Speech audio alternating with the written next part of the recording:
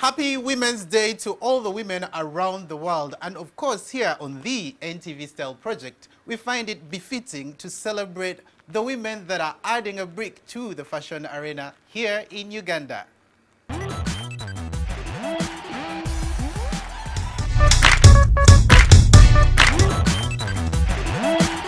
Welcome to Uganda's definitive style and fashion TV show, the NTV Style Project. I am Tazibon Solomon, and I'm glad to be thronged by the amazing Bettina Tiana.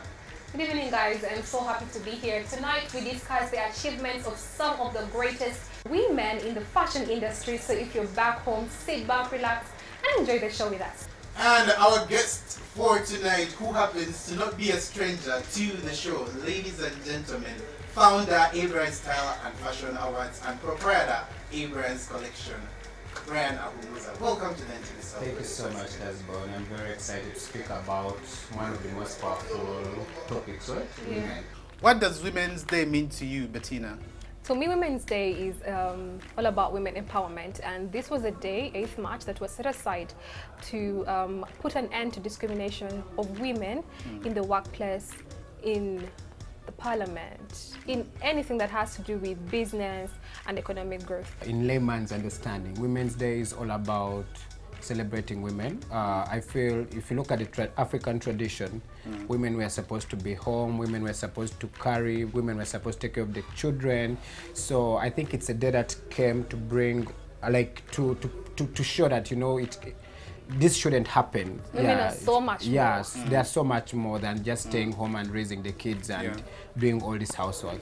Yeah. Well, for me personally, I feel Women's Day is a day that's meant to highlight and celebrate women's achievements in their different spheres of influence. Could be a housewife, could be a teacher, could be basically all the spheres of influence, and also highlight the challenges that the women are actually facing up until now.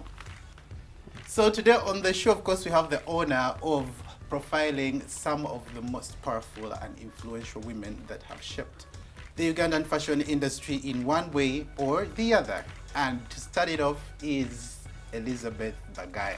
Princess Elizabeth Berger of Toro was one of the first 3 women to graduate from Cambridge University, and she also represented Uganda in the United Nations. She is also one of the very first black women to appear in a Vogue magazine. I saw that on Twitter during Black History Month, that was last month, and this was a New York writer who posted about her and her fashion sense. Brian can, you know, vouch for that. She's really fashion forward. Yeah, I managed to engage with Elizabeth Berger in 2015 when we awarded her for Lifetime Achievement Award in fashion. I got to know how powerful she is. She is almost 8, she's more than 8 years. She's but 83. She's still very influential. She still takes things serious. She was very concerned about how am I going to show up for the event, what hair you need, I need a barber, all the things that you do, Bettina. She kept saying, I need a makeup artist at 8 years. She was like, I need a salon person, I need who is going to do my dress this way.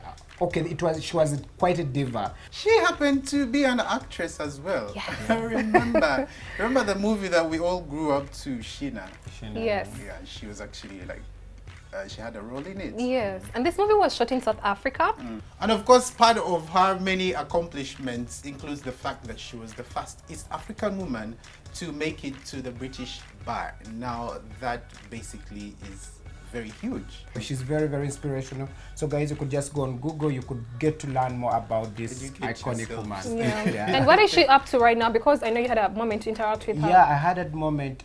She's still working with the kingdom. She's very, very influential in the kingdom matters and all that, yeah. She landed in magazines like Vogue, Harper's Bazaar, and in the 1960s, 70s. That's like really long time ago. And she managed to do it, not because she was a royal, but because of her passion and how good she was. So don't sit back on your talent, just be, you know, empowered. And so for me, a full woman is an educated woman and a woman who goes after what she wants. And a woman at 8 years who still go out to work at 8 years. Yeah. Oh well, following closely is yet another powerful figure that happens to be the Queen of Buganda, Sylvia Nagenda. Okay, now speaking of Sylvia Najinda, what do you know, what rings home about her? Can I go? It's like a lot, yeah. I love the fact that she's taking the natural routes. Lots of people want to be different, they want to look so Western, but I love the fact that she represents her natural beauty, and she loves fashion, because I have seen her work with some of the best designers we have in Uganda. You can testify to that. Oh yeah, I remember for the Kabaka's birthday, The 60th. Was it the 60th? Should have been the 60th birthday. She happened to collaborate with Sylvia Horace on basically reimagining the Busuti, and basically that's the Busuti dress, which was quite controversial at the time, because women were refuting the fact that, you know, they were toying with something that was so regal and something that was so indigenously, very indigenously Uganda, you get, like. So for me, I feel that's one of her most memorable, like, fashion moments. Yeah. When we talk about her and being influential in the field of fashion in Uganda. I remember being up close and personal at the Queen of Katswe premiere that happened here in Uganda at the Acacia Mall, and she wore this beautiful red dress, which has a very beautiful bone structure, and her makeup is always subtle. I think she has also worked with Mona. Yeah, I've seen Mona post something, and that just shows that she keeps up with the trends. Yeah. Well, Brent, Sylvia actually was one of the invited guests at the ASFA's 2017. First of all, I would like to say I've followed the Queen. She's such, Her Royal Highness the Queen, she's such an inspiration. Not only to women, but to men as well. I know so many young girls look up to her with Hatch Sakati. Yeah, and all that. But then I've managed to take a close look at what she wears every time she steps out. You'll realize that it's very, I don't want to say royal, because she's a royal already, but it's very expensive. You look at the fabrics. If you look at how she showed up at the ASFA's red carpet with another powerful lady, Jennifer Msisi, you could look at her fabric was really rich. Yeah, her fabric was rich. So you look at all the things that she wears, you can tell there's something about it. It's very, very rich. Yeah, I think I also love the way she accessorizes. She always has a beautiful bag, and she loves small bags, and her jewelry is always subtle. She doesn't go all out, you know, shouting expensive, you know, okay, yeah, it's expensive stuff, but it's very minimal in a way. So to me, I think this kind of style can only be personal. Somebody can't tell you to go minimal. I know it's her personal style, and I love the fact that she makes a statement without even trying. All right, following closely on our list of trailblazers is another influencer who happens to be of the new age, but she has quite the impact. I'm talking about Amito Stacy Lagoon, winner of very first win of Africa's Next Top Model. Yeah. An inspirational woman still. Amito took a bus. Everyone in the fashion industry knows that story. That's quite a powerful story. For someone to take a bus, they heard about this whole Africa's Next Top Model. You don't know how it's going to turn up. Then you take a bus. Then you reach there. Then before you know it, you are winning. Before she got there, you could see Amito worked with the likes of Gloria Wavamuno, Raska Sozi, Santa Anzo, Stella Atal. So the lesson here is, guys, the dreams are valid. So before she worked for the biggest brands, Gucci, all these H&M, all these big campaigns, she worked with all these designers back home. At least every established designer has a story about Amito. Yeah. And I also remember one of her most controversial moments over the internet. Yes. Was the PD Lips period hashtag. With the MAC. It was with MAC, one of the biggest cosmetic brands that all Ugandans love. So Amito Lagoon was doing a campaign with MAC Cosmetics. And it so happened that critics and other social media trolls were going out for her because of her big lips. And she came out, stood for herself, and she said, hey guys, I love my lips and they are beautiful. She has used her platform, her fame, her influence to, I've seen her in a number of campaigns with that empower young girls. That empower young girls. Quite a number of campaigns. So guys, if you get that platform, use it to bring a change. To bring a change to other people that look up to you. All right, when you speak of fashion in Uganda, of course, the name Sylvia Horace always stands out. She's this one individual that basically, for me, gave us the potential, gave Ugandans the potential to believe that fashion could be feasible here, it could be profitable, it could be a career. She, of course, can be remembered for her modeling agency, Hypermodels, and the print magazine, African Woman. People still talk about African Woman magazine till date. And I think lots of people in the diaspora can remember Sylvia Horace as one of the few Ugandan women that had a boutique. I think it was in the sense of Kampala, and now it moved to Garden City. And also, not forgetting, I had a personal conversation with her, and she was telling me about Miss Uganda and how she did so much for these girls, the winner. She could literally fly them out of Uganda, you know, just show them the world as our representative for Miss Uganda. She really did a great job. Sylvia is, of course, a pioneer in the fashion industry. But like you said earlier, we've had people who have done great work, like of course Princess Elizabeth Berger from the 1930s, 70s and all. Yes. But then you cannot speak about Sylvia and forget Santa Anzo, a very, very powerful woman. She equally did the same, they've done the same thing. She had Arapapa models. She had the Uganda International First Week, which was the first of the kind before we had the Kampala Fashion Week. Santa still has the Arapapa brand. The Arapapa brand. We've seen ministers, all these influential peoples rocking Arapapa, and she's an inspirational woman. Call her, she's going to be there. She's still, I've seen her doing a lot of motivational speaking, a lot of inspirational here and there, teaching young people how to make it and all that. So Santa. Well, for me, for an entrepreneurial woman, I should say Santa and Sylvia should be like an inspiration, because basically, you know how volatile business is these days. You know, you're in and you're out, but these women have stood the test of time and basically had their brands, you know, not being recognized only locally, but internationally ever since, up until now, which I feel is not, it's not easy feat. So to me, Women's Day should be celebrated by looking at such inspirational women who have kept their businesses going, sustainable. And you need to show the young girls that if you love something, you just have to give it your all, and you'll make it. When it comes to the new age, of course, you know, there are entrants who have been equally as powerful in influencing and inspiring. Tonight's honorable mentions are Anita Beryl of Beryl Couture. She is all about bridal. She's that go-to person when you want something beautiful, extra, and very gorgeous for your big day. And I love the fact that she has represented Uganda really well in West Africa, and I can't wait to see what she is going to be up to in 2019. I hope she, you know, maybe does Africa Fashion Week London, Africa Fashion Week LA. There is Mona Faces. She has changed the whole makeup game of how to look beautiful, how to empower yourself, and everything about makeup changed because of Mona. And we also have Fatuma Asha, the red carpet. I give credit for to Fatuma Asha because she changed on how women should look on the red carpet in Uganda. When we started all these red carpet events, everyone would come. I'm wearing Fatuma Asha. I'm wearing this gown by Fatuma Asha.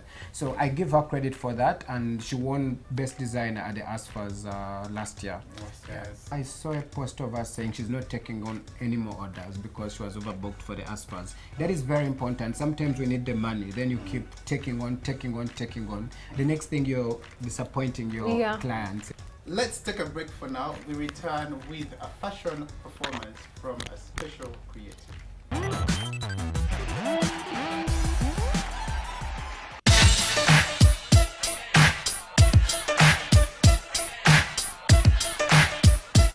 Tonight on Trends, we are turning the tables with a special kind of showcase, a fashion performance by the SEED Project alumni, Latif Jr. Welcome to the NTV Style Project Trend segment.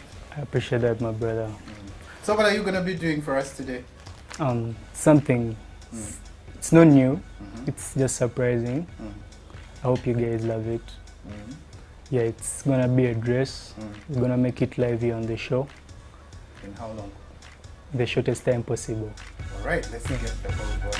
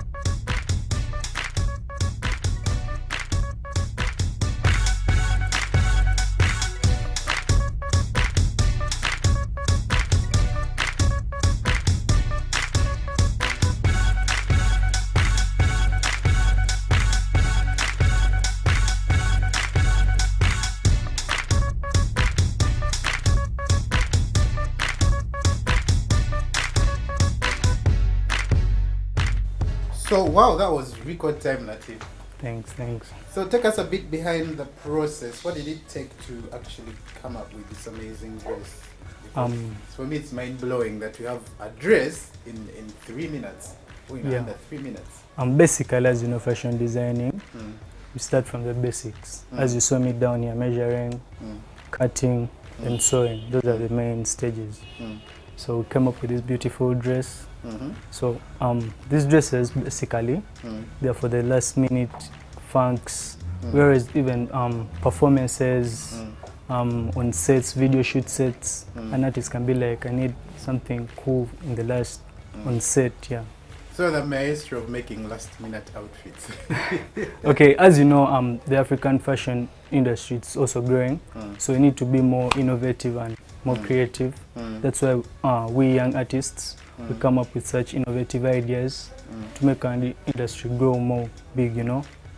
Talking a bit about the fabric, do you always work with stretch fabric? Because most designers say stretch is the easiest fabric to work with. Do you also work with other fabrics when it comes to making last minute pieces such as this one? Not only stretch fabrics, we also use even African print fabrics. Yeah. All right, that's mind-blowing. So wrapping up, where can the viewer find you if they're interested in what you just showcased for us tonight? The viewers, location at the main campus, school main campus, it's in Kawanda. Actually, we're also having a show. It's going down on 23rd. It's a runway show, so I'll be performing actually with my dad on the same stage, which I'll be sharing the same stage. So I hope you guys come through. And actually, also my Instagram. You mentioned your dad. Who's your dad? That is that guy, that man. And he was also famous for, you know, showcases such as this. Performances, actually. He's called Salatif. Yeah, that's my dad. I'll be sharing the same stage with him on come that day, 23rd. Oh, wow. Yeah, in Kawanda. Yeah. My Instagram, Creative Latif, Facebook Latif Junior, Twitter Creative Latif. Even my WhatsApp number, they'll get it anyway. It's on all the pages. Yeah. Really? Latif Junior. All right, thank you so much for joining us tonight on the NTV Style Project Trend segment. I love my Thanks dress. for I hope I hosting can me take it. They can buy it for you. Tasbone can buy it for you.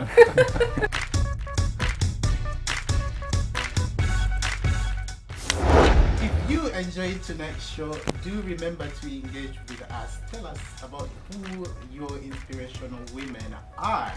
on our social media. Follow us on Instagram. The handle is the_style project, and like our Facebook page, the NTV Style Project. Tonight's show has been shot on location at A Brands Collection, the fashion plug for fashion forward men. My outfit for the night is courtesy of Latif Jr. My word of advice to all the young girls who are watching right now is that let nothing stop you from achieving your goals and your dreams. Step out there and be you, hold your head up high, and just love who you are, and let nothing stop you, I repeat. And of course, we can't go without thanking our makeup artist, Shilat. Thank you so much for my makeup.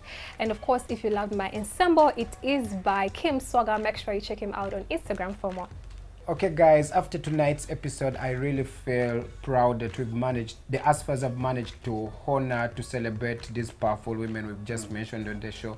From Princess Berger to Sylvia Horace to Santa, they've received a Lifetime Achievement Award for their contributions in the fashion industry. To Anita, Fatuma, and who? Amito. And Mona. Yeah. So I'm really humbled. Yeah, I'm really humbled.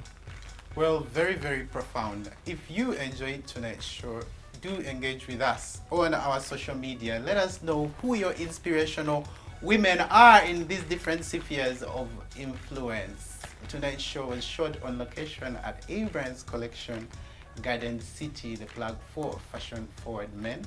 From the crew and I, so good night. Good Take care. night. Stay blessed.